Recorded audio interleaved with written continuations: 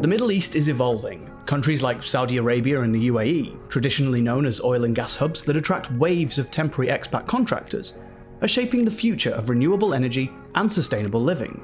Driven by a need to transition to a zero-carbon future, heavy investment is leading to innovation in clean energy and pro-climate living, with massive projects to change how people live in the next few decades. Welcome to EngineeringPro, where we have a special episode from our Middle East team.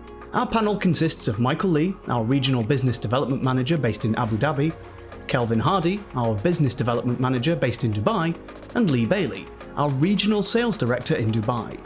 In this podcast, our team discusses innovation in the Middle East, particularly in Saudi Arabia, where investment and innovation in the last few decades has driven construction, tourism, leisure, and business across the country. We also look at what the landscape could look like in the future as more skills and experience are developed within the local workforce, meeting the nationalisation strategies of the region and reducing the need for expats in the long term. We're going to run through this and see how we get on, and first of introductions will be over to Mike. Yeah, first ever podcast, so wish me luck. Mike Lee, living in Abu Dhabi, came to Middle East about 10 years ago. I've lived in a few different places, Qatar, Dubai, and now in Abu Dhabi. And done recruitment for? 11 years. Yeah, tough. 11 tough years. Excellent. Yeah. Kelvin? Yeah, so Kelvin Hardy. I've been in the Middle East for 6 years now. Recruitment in total, I think it's coming on to 12 years as well. So that's why I'm going grey. Wow. And Lee Bailey, so been in the Middle East over 10 years, done recruitment for over 25 years, and I think I've done engineering and recruitment for probably 20 years now, almost. So a little bit of a veteran. So we're going to run through this. We've got a few questions and topics that we've already picked out, all in the pot. So we'll take turns in picking something out of the pot, and then let's just talk through it and educate the people that are watching. Who gets the first pick? I'll go, if that's okay. Over to you. Lucky dip. Make sure my hand comes out. Okay. Small pot. So, why would you come here?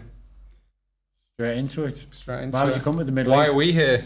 Great question. So we've all been here for quite a bit of time. So start with you, Kelvin. Why are you here? What brought you here? Why am I here? I think I'm one of the many when I say I wanted an adventure, and I think those 2 years that I said that I was going to do went by very quickly.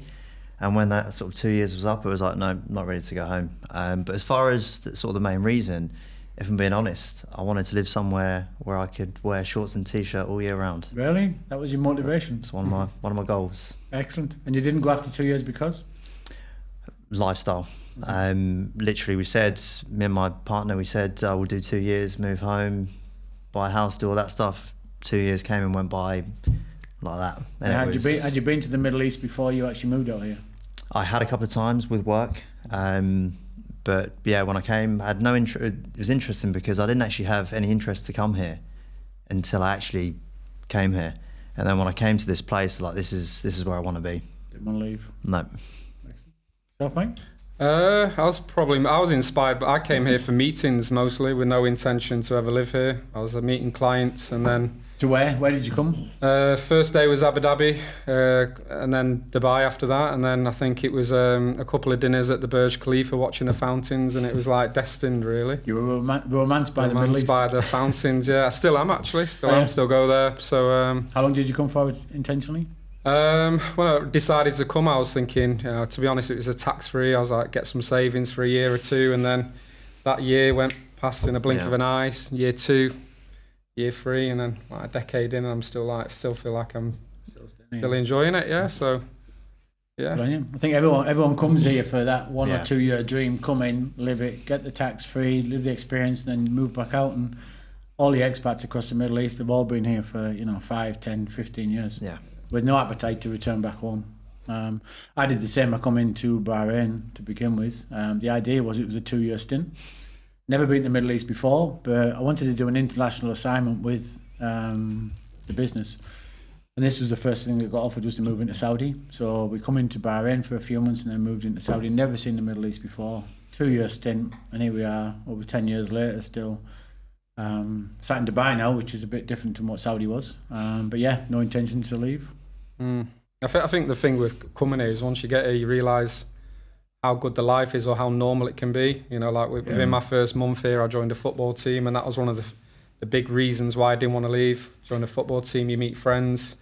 You know, you get, you know, you just doing the sports and you can live your life how you were. It's just a nicer climate, you know. I think you underestimate the expat lifestyle before you get out here, and how normal it really is. I think it's a perception thing as well. So even myself included, before coming out here, you have this perception that you may see in sort of the media, but in reality, when you get here, it's totally not that. Like I say, joining football teams like you would in Manchester, it's just it is the norm. Except you can't play during the summer. Yeah, there is that. Yeah. Biggest impact. And if you had your chance to do it again, would you do it again? 100%. Do anything different? Yeah, I'd move with more of an established organisation. Would you? Why? It was a bit the company that I moved with was a bit of an unknown, and there was lots of things that were quite challenging that we had to deal with on our own in country. We didn't have that PRO support, so that's the only sort of thing that I would change. Mike? Yeah. Well, I came into Qatar originally, so I've had 2 experiences in the Middle East. So when I arrived in Qatar, I think it was 2013, maybe 2014, and that was the big ramp up for the World Cup and all the infrastructure. So if I'm going to be honest, when I first arrived, it was a construction pit really. So it was a bit of an eye-opener, you know, when you've come from the UK, everything's finished, and, you know, it was a bit of an eye-opener for me. Yeah. But yeah, only there for a year and a bit and moved to Dubai, and and I knew that UAE was really where I could build a long-term life. If I could do something different, I probably would have come earlier, to be honest. Yeah. So I wish I had the bottle to come a little bit earlier, but that's it, isn't it? Hindsight's a wonderful thing. I wish I'd have known about the place when I was younger. Just it wasn't the environment that I was in. It just wasn't talked about. It wasn't on the radar. I think it's funny, I don't think any of us have mentioned there that we moved out here because of the amount of money that's been spent on capex projects, oil and gas projects, you know, the diversification, anything whatsoever. None of us are here because we saw that coming at all. And look where we are now. And how many people now are coming here because of that. But we come for here that reason, very different reasons. Yeah. Cool. Should we move on to... Should we go to the second subject? Move on to the next one. Let's have a little look. What we got? What do we think the outcome will be for Saudi Arabia? Wow. That's an interesting one. That is an interesting one. Yeah. Question is, do we want to go in there now or do we want to come back to that one? Come back to it, park it? Yeah, come back to it, park it, yeah. I think that's a very big... Leave it on the table and we'll come back to that one. Lee, you can do the honours now. Take it in turns.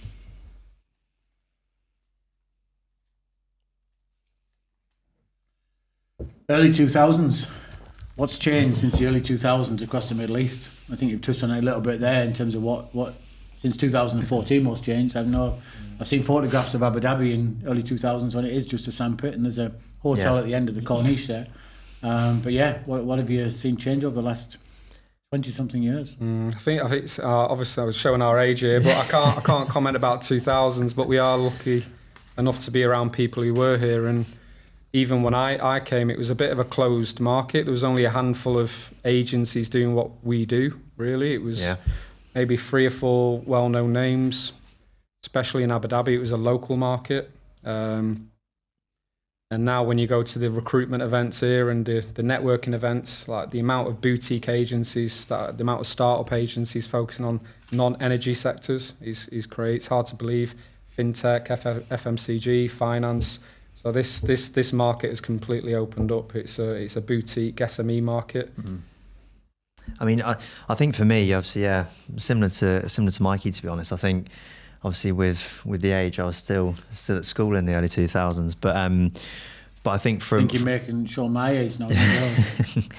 But from obviously being out here, speaking to people that were here, I think the change has been it's been an explosion. I mean, even I've seen the before and after pictures of the Shakeside Road, and what was there in the early 2000s to what's here now is absolutely crazy, to be honest. But it just shows the level of investment and capex that this region has.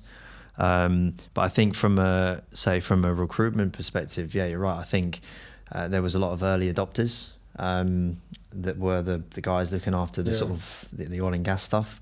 And then since then it's been an influx of a variety of different markets. The good bit about Dubai, and probably why it's evolved, is they've always made it easy to start business here.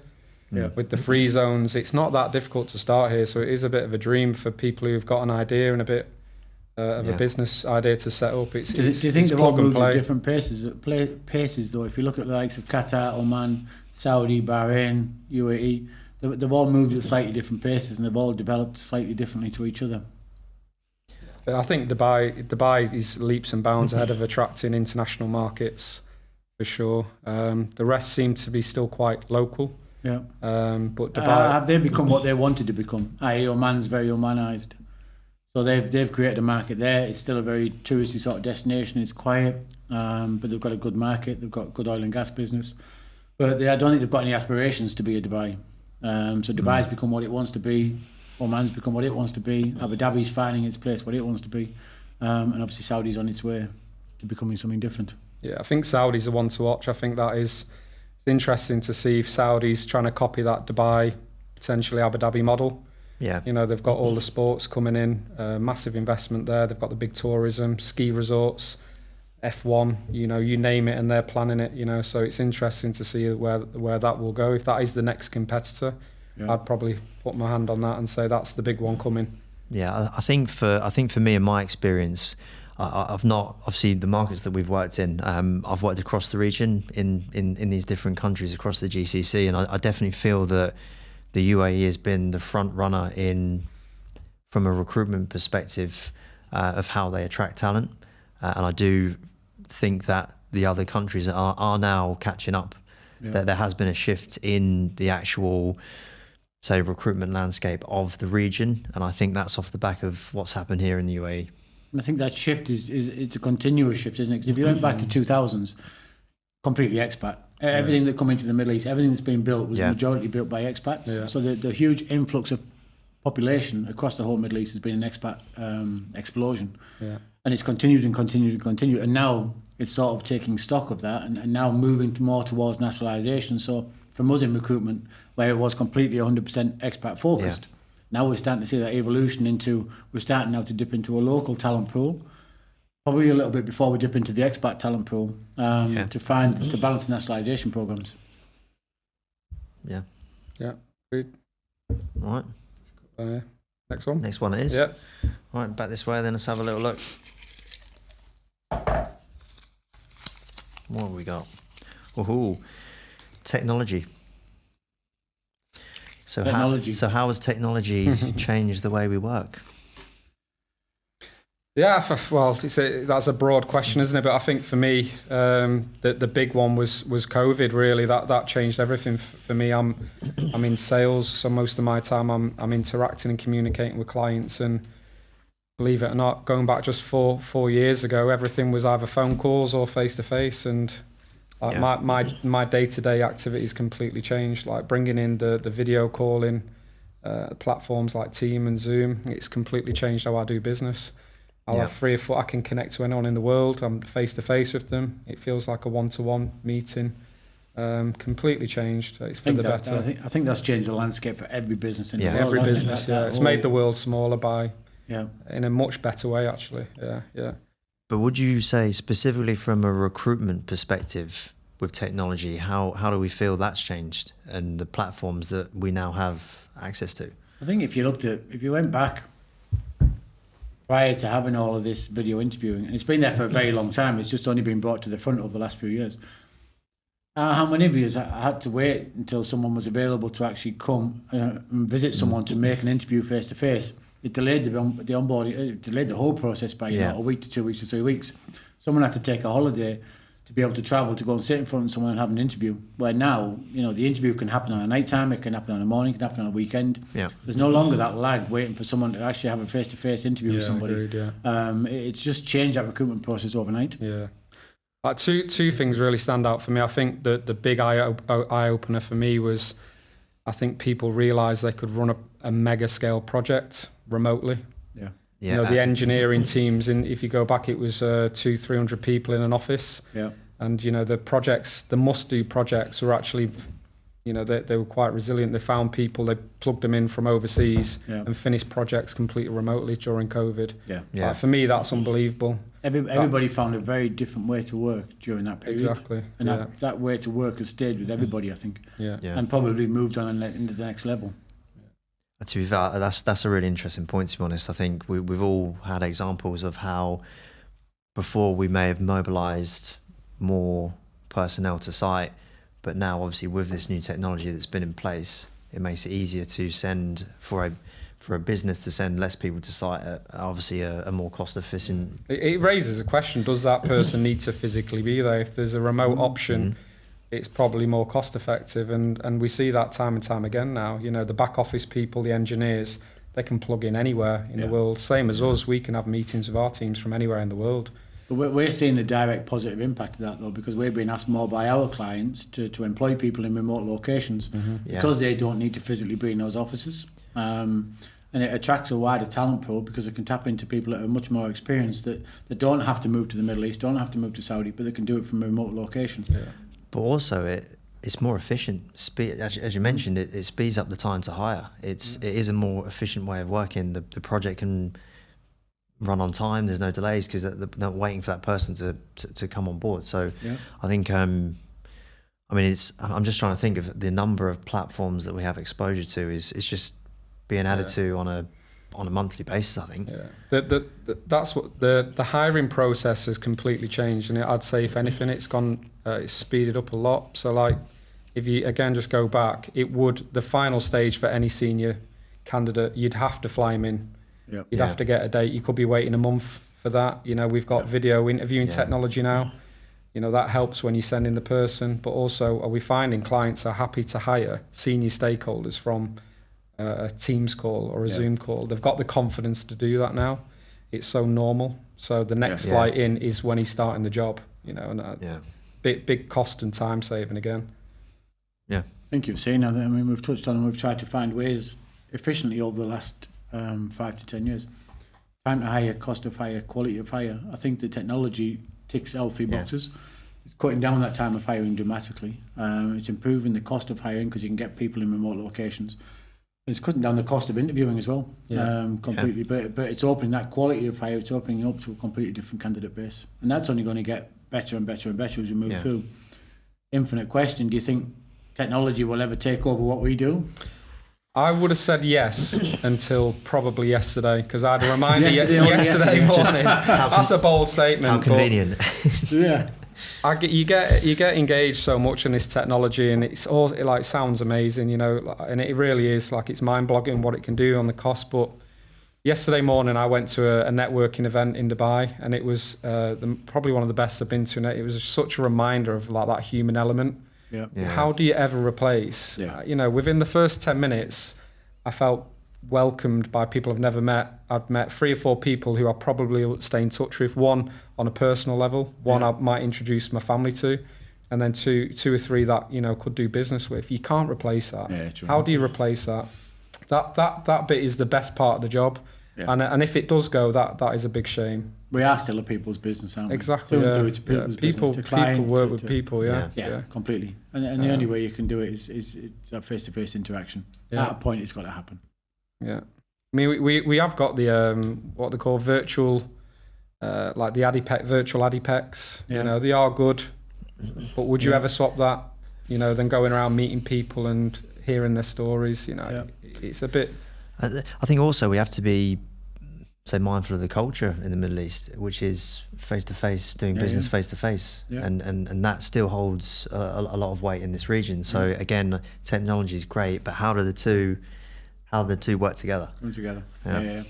I think one of the bits of technology that we tried more recently, because even with us, our database is getting bigger and bigger and bigger, and now what is it, over 1 million candidates sat in that database. But when we come on for sort of mass recruitment drives and things like that, them sort of chatbots that, you know, no one had ever thought about years ago, but being able to send them into our database and drive a certain amount of candidates to us that are wanting jobs, that are active, that are live with us, just cuts down that whole, you know, picking up a telephone and phoning 1 million people. We actually drive the candidates back into us.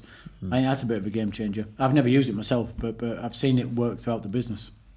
Yeah, there's so many that, like I just said, the cost saving and cutting down of the admin, I think, are the ones that work and benefit the human element as well. And it's the things that people don't see. They don't see them. They don't see that taking place. All they see is I've asked Kelvin to bring me 30 people, and he's just quickly brought to the table, 30 people that's gone through a automated process to get to that point.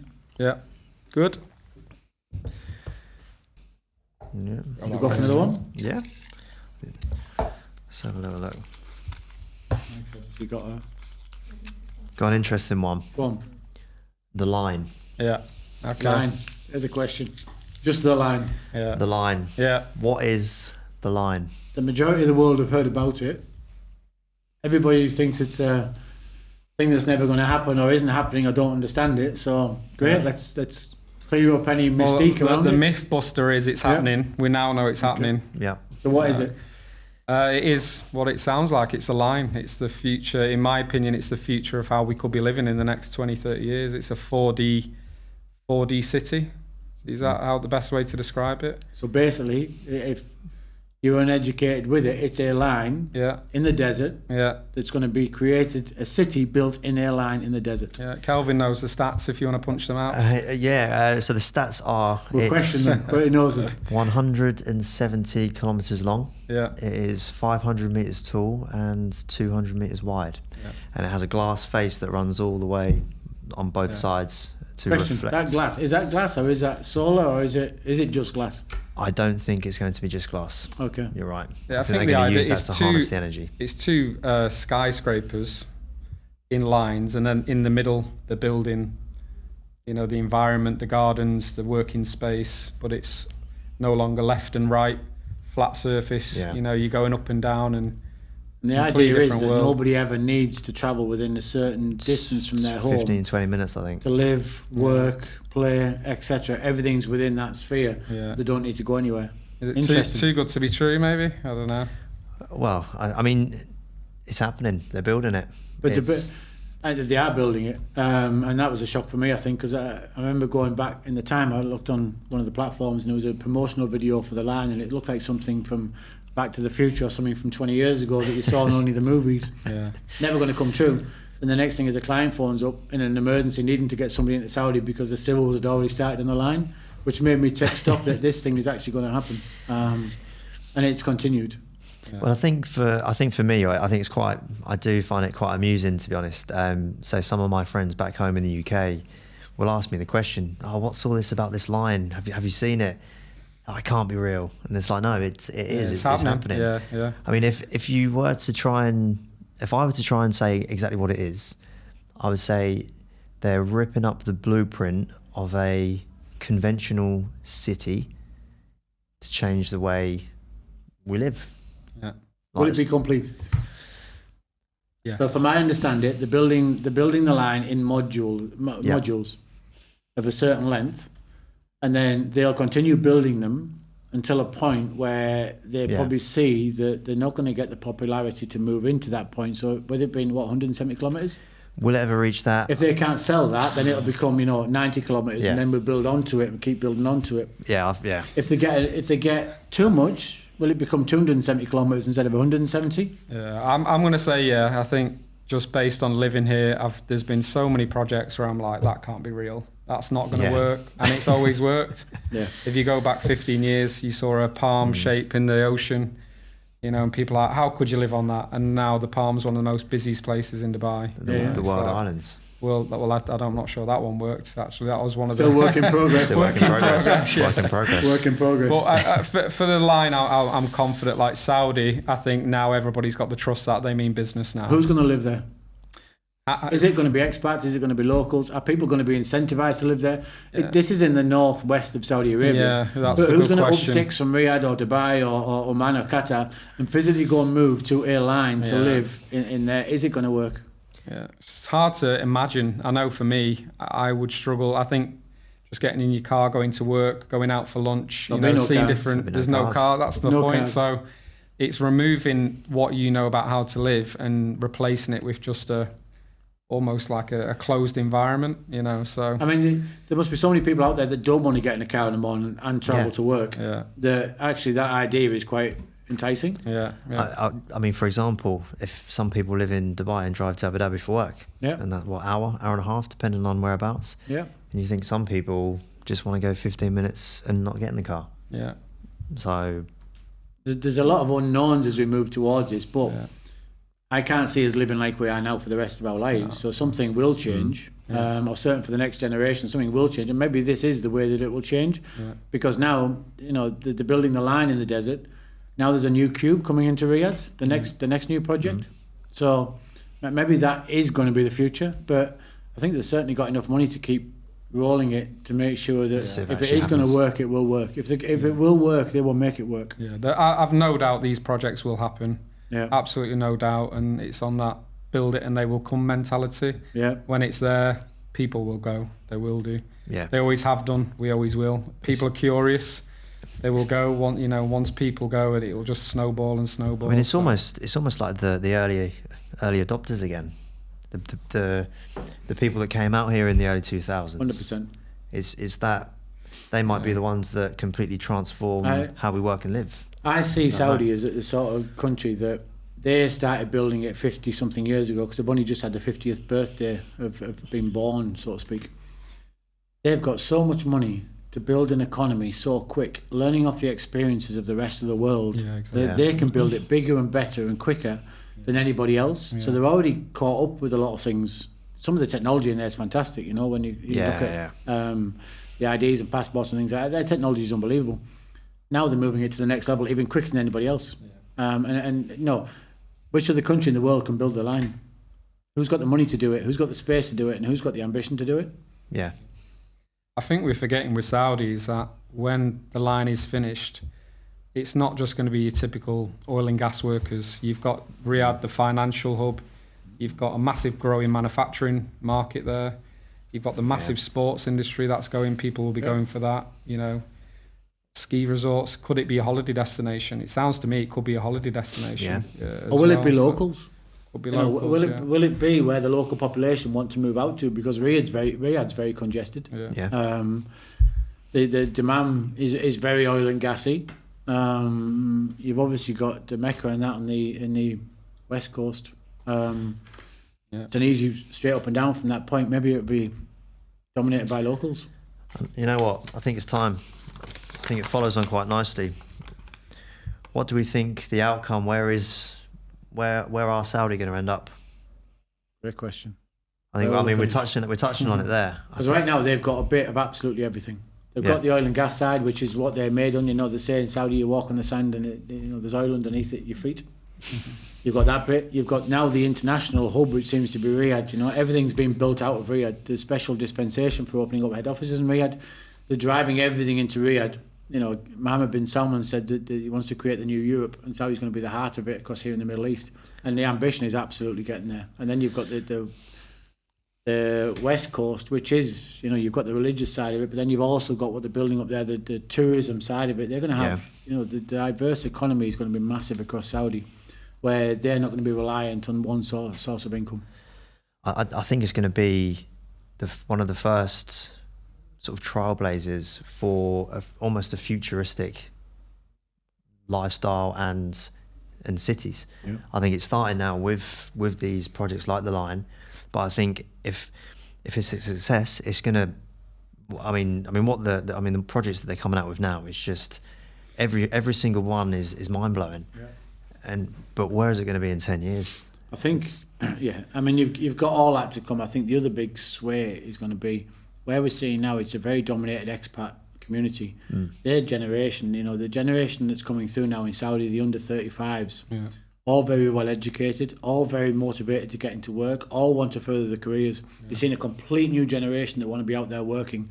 From our perspective, where we tap into that expat pool to bring in the expertise, we're quickly now seeing a swing where we're now picking into a local talent pool to get them into work. And I think, you go forward 5, 10, 15 years, it's going to be the same as what we do in Europe, where we get a call for somebody, we're digging straight into the local population because they've got the skills, the expertise, the motivation, etc., to come and do the jobs. And I think that'll be the changing phase. I think it is hard, probably, us to look through the right lens. This is about the next generation. They're planning for the next generation. I think I read 70% of Saudis People are under the age of 35, so it's a very young population. Yeah. So this is a story about the next generation, and they, if you can tap into how they think, that's really what this is about. I mean, it's almost. I mean, the next sort of 10, 20, 30 years is almost limitless for them. They've got a blank page, and they can design and create whatever they want. I think it's going to be fascinating to see how the next few years play out. Just got to make it work. Yeah, it's got to make it work, but they will make it work. You know what I mean? It'll be completely different, I think. You see what we're doing now. I mean, the amount of money that we invest as a business into Saudi for the training the locals, bringing Saudis on board, sponsoring them ourselves, bringing them into work. We weren't doing that 10 years ago when we moved into Saudi, and the amount of investment we've got now. So we're balancing ourselves out as a business. We've got a massive investment into Saudi, both from employment perspective and training perspective. By doing that, that allows us then to bring the expats in to provide the expertise they need to finish the line, to finish some of the Giga projects. So, and a lot of companies are doing exactly the same. Saudi didn't have that level of investment 5 years ago. The fact that Mohammed bin Salman now makes people move into Riyadh and have the HQs there, the amount of money that's been kept in Kingdom to allow that economy to thrive is unbelievable. Yeah, the perception of Saudi Arabia is changing globally. Yeah. With what MBS is, it seems like the first step to me is the perception, and some of these acquisitions you see in sports, and they're tapping into the electric vehicle market, they're diversifying into so many different things. It feels like to me the first step is to change the perception of Saudi Arabia globally, and it's becoming such a normal conversation now. Around the world you're hearing about it, sports. Everybody's talking about it. We talk about Ronaldo. How can one person have that big of an impact? Every kid in the world knows where Ronaldo went. Most of the kids in my compound are wearing Ronaldo t-shirts, and they're doing it. They're changing the perception of it. The majority of the world now can look at the map and go, actually, that's Saudi. Where they couldn't do that. But they're relating it to fun things as well, like the boxing. The F1. That's the difference. We're now talking about Saudi in really fun conversations. That's the difference. Yeah, exactly. It's no longer a place where your uncle goes for a rotation and comes back. That's the truth. That's what we were saying earlier, wasn't it? You go back 20 years ago, the people I grew up with, their dads were moving across into the Middle East on a rotational basis, going to Saudi to do the tax-free money, to work on oil and gas projects. That's all I ever knew. It was somewhere far away in the world where your dads go and make a bit of money and come home again. And it's not the same anymore. And now they're probably the host of Olympic Games. I wouldn't be surprised if a World Cup's hosted there. They're going to 34, there you go. So it's changing face. Global leader for sure. Global leader. Like I say, I honestly think he'll achieve his ambition of being the hub of the new Europe in the Middle East, and he'll bring it all together. He'll bring the Middle East together, and everyone will live in a peaceful environment in years to come, I'm sure. Yeah. Next one. Cool. Shall we move on to a new subject? Yeah. Sector highlights, highs and lows. Wow, we have our highs, but we have more lows than highs, eh? So, especially, I've got 6, 7, 8, 9 years more than you guys, but highs and lows of the Middle East recruitment. How's it been? Who wants to go first? I think in my young career, I've seen a few oil and gas crashes. I think for one when I first started, I've had 2 since, one including COVID, and it was an absolute shock, really. Like, it is. Especially in the oil market, which I'm part of, it is a freeze and send people home state. But so when we talk about crash, what drives the crash? So it's a basic supply and demand, typically. It's and that's why you've got the OPEC restraining it. But it is a supply and demand issue a lot of the time. Yeah. But touching on the positives, when it's high, life is great. When the oil price is high, especially here in the Middle East, because it has a direct reflection back into the economy. Completely. Because it has a ripple effect. It gives everyone confidence to build these big hotels, and the tourism kicks on. So a lot of it does root back to the actual energy price, believe it or not. Still, if you scrape it back further enough, it's more confidence in the market, and it ripples through the whole economy. So. For me, I think. Do you see lows in the energy space still? Well, I say for me personally, it was 2015 was the last crash that I was working in here in the Middle East. Obviously, it was the oil price crash then, and I had to change the way I worked, because I was working across a couple of different sectors, and obviously oil and gas was one of those. So overnight, the tap was turned off, and I had to diversify. So it was a big low, because if I didn't change the way I worked, then I probably wouldn't be in the job. So it was as simple as that. So you diversified from that into power renewables? To focus specifically on. I mean, I was working both, but I was still covering both. But as soon as that, I put all my energy into power renewables at that time, and I had to. And I mean, it has been, but yeah, I mean, ultimately, every part of business was affected, and the business that I was working, obviously power generation, it was the operations and maintenance side of it that ticked me over until things settled down, until the oil price started to rise again. But it was a big problem. If there was a crash tomorrow in the oil price and it dropped again, do you think that would have an impact on the capex projects across power renewables? Or do you think they've got enough cash to keep going now and they'll be kept away from it? I think it will always have an impact, I think, because there's a lot of commonality in the investment funds that drive these things. But one thing that stood out to me last time on the last crash is this place has changed now. There's everything from technology. We've got manufacturing clients, we've got data center clients, telecoms, we've got solar, we've got rich history in solar. The world doesn't stop anymore just based on the oil price. It doesn't stop for us, because if you went back 10 or 15 years, NES and NES Fircroft was predominantly oil and gas business. Yeah. I think we took a conscious decision to diversify, where now 60% of our business is probably oil and gas. And that's 60% of 2-point-something billion. So that 40% is a large chunk of our business that will help us, not be as impacted as much. I mean, I know we joke about it, but for example, if there was an oil crash tomorrow, we still need to turn the lights on.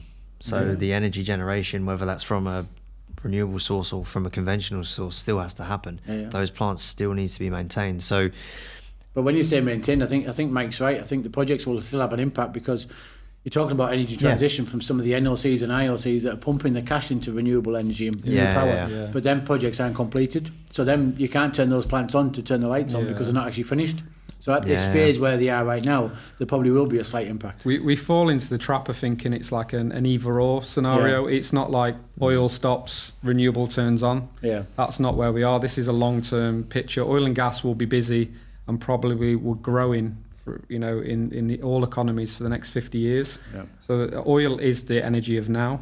It does have an impact. While it creates the energy of tomorrow. Exactly, The transition is happening over a 10, 20-year period, and we fall into the trap of thinking of it's a switch on and off program. It's not. They're both going to be, we're in a lucky period where they're both happening at the same time now. You look at the UAE, what I understood, split it up in Abu Dhabi and Dubai. Abu Dhabi has that much power that it's got reserves that it tries to sell overseas, because it's now got 3 of the reactors turned on at Baraka, and then it's got the largest solar park, etc. So that's got so much new power that they probably won't be as impacted by anything with oil and gas from a power perspective. But how many other countries can say that today? Because of that diversification. And they did it early. Look at how long that Baraka's been going on as a project, and now they turned on 1, 2 and 3. But now they can reap the benefits. It's not just the export of oil anymore. Like Abu Dhabi again, it's petrochemical, so they're using oil for different things. It's breaking it down into derivatives, so it's the whole chemical export. So it doesn't necessarily mean it's just get it out the floor, sell it. The price is be all and end all. There's different ways to look at oil now. It's been used for different things. Sport. So why is it happening? Giga Projects. Why is it happening? I think why is it? We've probably gone over quite a bit of this, haven't we? But Giga Projects, Giga Project is a what? Project in the billions of dollars. Billions. Trillions. You can put as many notes on as you want, can't you? But zillions. Let's ask the question, right? We live in the Middle East, so we might be a bit biased, but can anybody name any of the Giga Projects going on outside of the Middle East? Outside of the Middle East? No, I can't, no. It's a shame to say no, but... And yet, if you were sat in Europe, you will probably have heard of at least 1 or 2 of the Giga Projects that are happening in the Middle East. And when we say Giga Project, this is actually being announced, awarded, and cash is flowing. So, talk through it. Which Giga Projects? Well, the big one's NEOM, isn't it? On everyone's tongue, NEOM. Yeah, it seems to be the name that everyone remembers, isn't it? Good. We were talking about the marketing behind it before, so it just sticks in your mind, doesn't it? The branding is great. NEOM is part of it. I'm not sure everybody really knows what it is, but it's in everyone's mind, so that bit is done. Kelvin's just about to... So what is NEOM? I don't know. Clarify, I don't know. It is a city that's going to be completely net zero that's 33 times the size of New York. Yeah, wow. So, I mean, to get your head around that is crazy, to be honest. But if you've got NEOM is the city, but then you can break it down into multiple giga projects underneath that, and I think that's the part that I'm still sort of struggling to get my head around. It's not one giga project; it's multiple projects. So it's 30 times bigger than New York. Yeah. Okay. So the reoccurring question there is where the people going to come from? Yeah. I think if you look at the growth profile of Saudi Arabia over the last 10 years, it's multiplied and multiplied and multiplied. So the people will be there, and the local population is getting bigger. But will it grow quick enough to be able to move into there? Or are you going to have areas of a city that's just sat empty until population does grow? Yeah. That's huge. But I mean, from projects, you have Al Ula, you have Red Sea, you have, obviously we touched on the line. Yeah. I mean, it's Octagon. Interesting one. Floating city. Question for you then: what does NEOM mean? Ooh, good. So I can tell you, but I wrote it down. But Neo is ancient Greek for new, Okay. and M is an abbreviation of an Arabic word I'm not going to try and pronounce, which means future. Wow. So New future. Neo, new future. Yeah. Quite And that's fitting. exactly what the That's exactly what it is. Wow. Yeah. You learn something new every That's day. on So every now, day. Marketing. do you not just know what it is, you now know what it means as well. Yeah. Yeah. $600 billion, I think, in 2023 was awarded $600 billion I mean, that, awarded. when And you we're said- seeing that come through. I mean, look at our growth profile on NEOM alone. yeah. We've signed X amount of contracts to be able to help companies deliver their projects by sponsoring their people on our visas. And our Saudi business now has got nearly 4,000 people hired for our clients. I mean, you've said it there, Lee. Where else in the world has awarded $600 billion worth of projects? Yeah, that's just one project, and we're talking giga projects. So you've got Alula, you've got the Red Sea project. You know, there's probably now about 15 or 16 in the kingdom that have all got multi-billion-dollar awards, and they're actually happening, and people are mobilised across it. Nowhere else in the world, and it's that quick escalation to try and diversify the economy. That every single one of those projects is something a little bit different. You know, you've got the Trajinas of the world, you've got the NEOMs of the world, you've got the Red Sea project. Yeah. Tourism. Whoever thought Saudi would be a tourist destination? They created the tourist visa a year ago, and everyone thought they were a little bit crazy. But now they're actually building a tourist destination for people to go to, with hotels that'll match or beat the Maldives. Yeah, It's in crazy. the Red Sea. Yeah. And if you're bored of that, you can go skiing. Yeah. If you're bored of that, you can go scuba diving, apparently. Literally, So, and the it's got ancient everything, relics yeah. in the desert. Yeah, It's got literally everything, and that the climate. Yes, in the south, it's a different climate, but you go north, and that climate has seasons, Yeah. which you would never expect. Everyone thinks of Saudi is like the empty court where it's just a desert, isn't it? And But it's hot. that's It's not not the actually case. the truth, is it? There's That's all just sorts, one big so, chunk yeah, of it, yeah. and that is empty. But you go north, it's a completely different setup completely. Yeah. When we moved in, there was nowhere to go and nothing to do. And now on a weekend, you can actually go to a concert of someone famous is coming in, a sporting event that you could never ever see before. Yeah. And the rest of the world haven't got access to this because they're not here. Yeah. And then you move into Saudi and some of the investment that Saudis had. Who would have ever thought you'd have seen some of the things that they're doing right now? Well, the boxing, for Yeah, one. obviously boxing's golf. huge, isn't it? I think if you said Saudi now to everyone, they think of boxing straight away, right? Yeah. That's the big one. Yeah.